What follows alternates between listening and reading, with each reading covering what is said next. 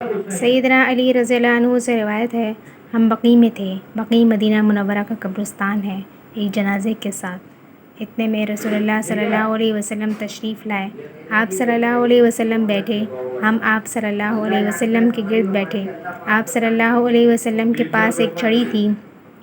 آپ سر جھکا کر بیٹھے اور چھڑی سے زمین پر لکیریں کرنے لگے۔ پھر آپ صلی اللہ علیہ وسلم نے فرمایا، تم میں سے کوئی ایسا نہیں ہے، کوئی جان ایسی نہیں ہے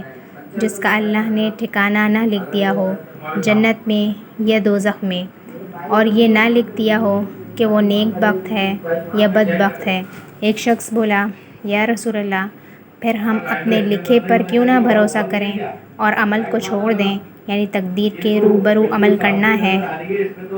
بے فائدہ ہے، جو قسمت میں ہے وہ ضرور ہوگا۔ آپ صلی اللہ علیہ وسلم نے فرمایا، جو نیک بختوں میں سے ہے وہ نیکوں کے کام کرے گا،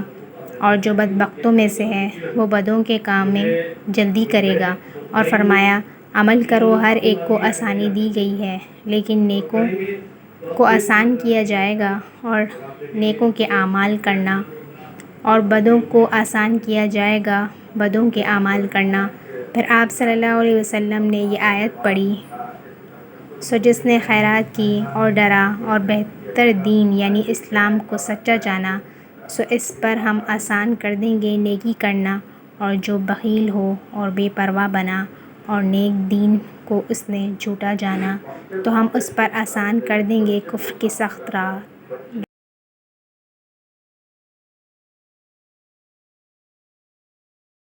سیدنا عبداللہ رضی اللہ عنہ سے روایت ہے،